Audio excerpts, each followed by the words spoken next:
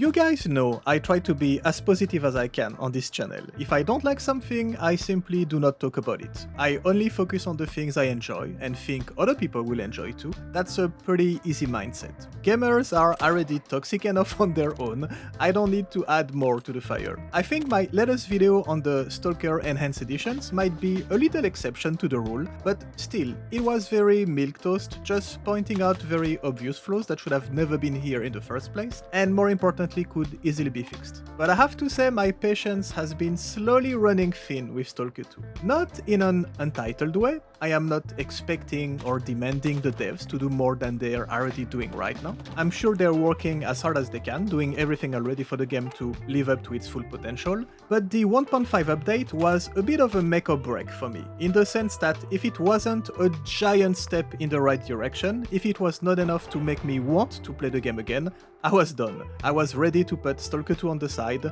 not do any new review, tutorial, mod videos or anything on it, and maybe check back in a year or two when they finally got their shit together. And after playing the new update for a whole day, I will say, if you haven't played the game yet, if you were waiting on the sidelines since launch for things to be in a better shape to give it a try, then this patch might actually be the one to finally give it a go. We're looking good, you won't regret it. It's perfectly in line with the OG games, and it plays very well.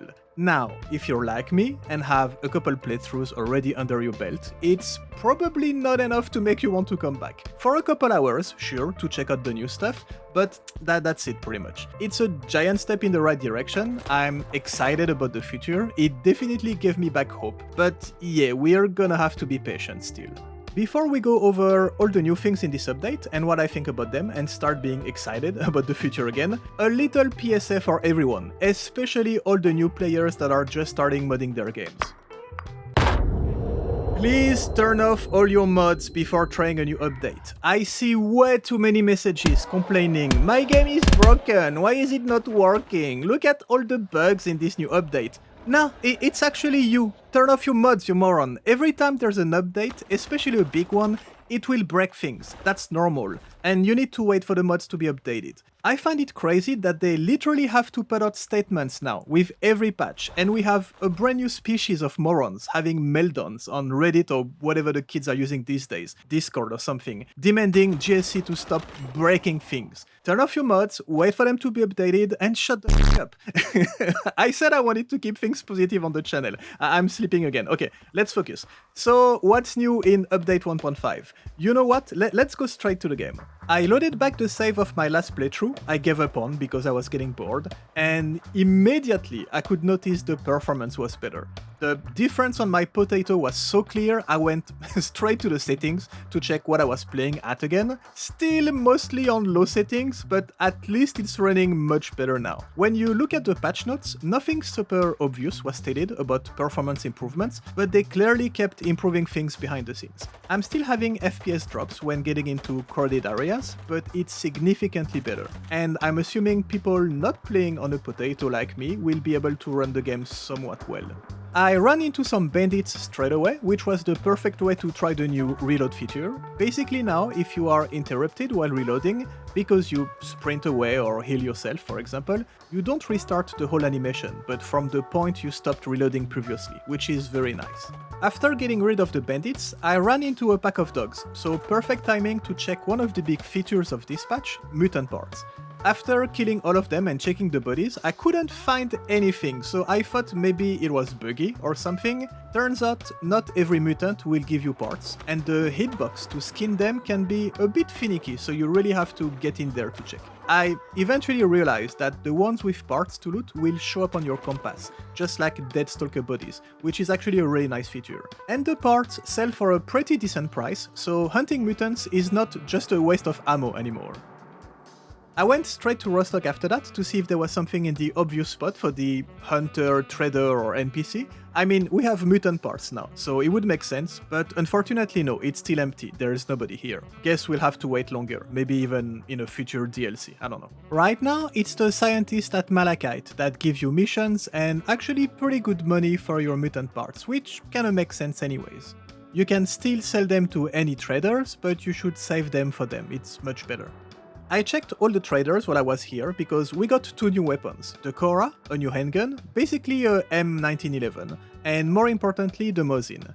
The guy at the bar was selling the Mosin, already equipped with a PU scope, so at least I didn't come here for nothing. Having new guns is nice, I'm not gonna complain. I find it funny that the devs teased us a lot about that, shows you that you give people some new shiny toys and that's enough to make them happy. But what I'm really interested into is the changes to A-Life, so I went out to see if I could see and feel any difference. The zone is still overall pretty quiet. It took me a while of running around to see some action, which is not bad in itself. You don't want a war zone and you don't want areas to be completely empty either. It needs to be a balanced middle ground, and I think we're almost there. It was nice to run into a couple groups without them spawning literally next to me, meeting some stalkers in the wild, chilling at the campfire, some mutants randomly fighting each other, and so on. There's persistence now, which is a huge deal. So life in the zone will keep being simulated outside your field of view. You will be able to meet NPCs you've seen a while ago in a different location if they didn't die when traveling around. We finally have an A-Life that feels and behaves in a more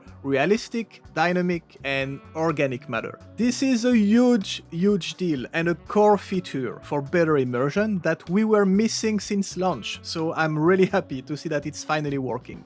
The big remaining issue though is the render bubble around you, so basically how far you can see NPCs and mutants. It was increased from 85 to 100 meters, which is something, I guess, but definitely not enough, and I hope it will be extended much further than that in the future. I'm assuming it's performance related, but they really need to find a way to increase it, especially because the map is very open in some areas, and you can see much further than the meager 100 meters of your bubble.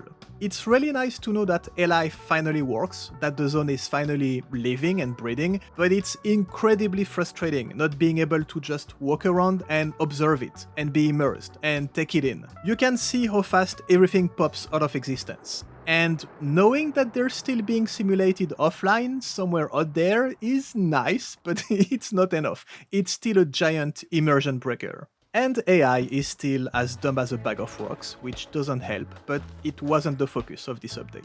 Besides that, there's a new anomaly, the electric tornado, new car models, lots of bugs and quest fixes, balance changes, and we finally have a large inventory and something to identify the different ammo types faster. Some very important quality of life that was implemented by modders literally 3 days after launch, more than 6 months ago, and should have been added to the game a long time ago, but I guess better late than never. And here we can talk about the last big feature of this update, the release of a first version of the modding kit, which is actually the main reason I'm really excited about the future. I've seen some people freaking out about the size of it, but that's actually good. That's literally because you now have a huge uncompiled chunk of the game and uncompressed assets available, which is a huge deal, and props to GSC for that, because it's something that very few studios do. It's only phase 1 of the kit, it's still unclear how far modders will be able to go with it, but it's definitely gonna be much further than what was possible so far, and this is incredibly exciting.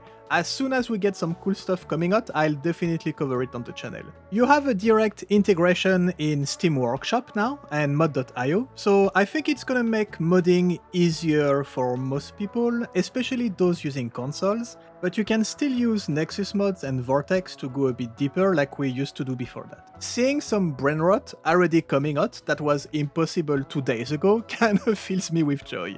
So yeah, overall, it's a great update, a giant step in the right direction. GSC is doing a great job, even though we still need to let them cook a little bit. But honestly, I'm hopeful again. I want to play a little bit the game. I'm really excited about all the mods that are gonna come out with the new kit, so yeah, I guess that's all that matters.